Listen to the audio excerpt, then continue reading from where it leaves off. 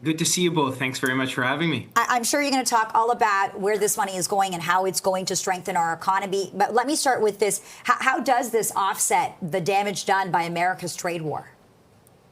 Yeah, great question. I mean, without question, we're facing significant economic uncertainty. One man south of the border, on a whim, can make changes that affect entire industries. So we can respond by ensuring we protect Ontario workers. And I think part and parcel to do that means we know there are employers struggling to find skilled workers, and there are job seekers out there who are looking for better access to training. And so the Skills Development Fund is simply designed with the ethos of better training, better jobs with bigger paychecks to protect our workers, to offer nimble skills training that links to in-demand jobs and gets people job ready.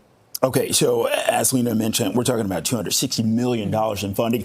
Where can these funds go? To which sectors? And, let's talk about the actual impact. We're talking about youth, unemployment top, and, also those with disabilities.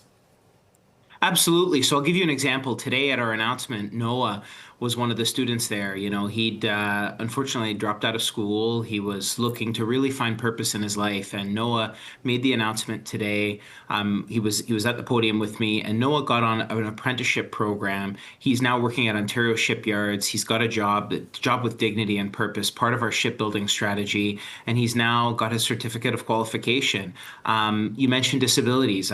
Our Skills Development Fund has helped Melly's Marketplace. That's an example in Whitby, Ontario. So Melly's takes adults living with disabilities and puts them in a cafe-like setting, teaches them a number of soft skills, and they partner with bigger employers like Amazon, like LCBO. They have a number of different partner employers, and we've seen adults, who are facing a number of barriers find meaningful, gainful employment. And I think that's something we all need to aspire to. We know there's a number of adults living with a variety of disabilities. We know too few have cracked the employment market. Well, thanks to the Skills Development Fund, that's changing it, and it's getting people employed. And at its core, we got to drive our economy. And when Ontarians are working, contributing to our GDP, we all win.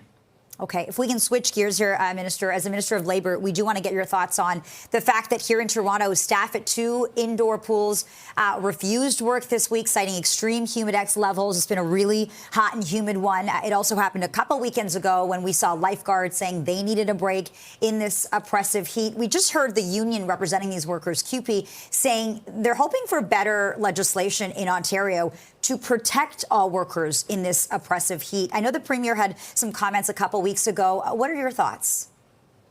Yeah, I mean, I think under the Occupational Health and Safety Act, employers have an obligation to keep their workers safe. Workers have a right to refuse unsafe work, as you cited.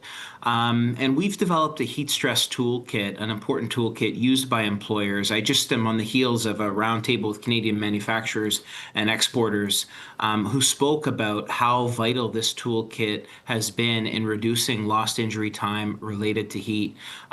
So we've got important access to tools out there that are working, that are making a difference. But it's important to note that our Occupational Health and Safety Act empowers workers today to refuse unsafe work and requires obligations on employers. So, we know with heat today that leveraging these toolkits really help workers stay safe and help employers have a safe working environment.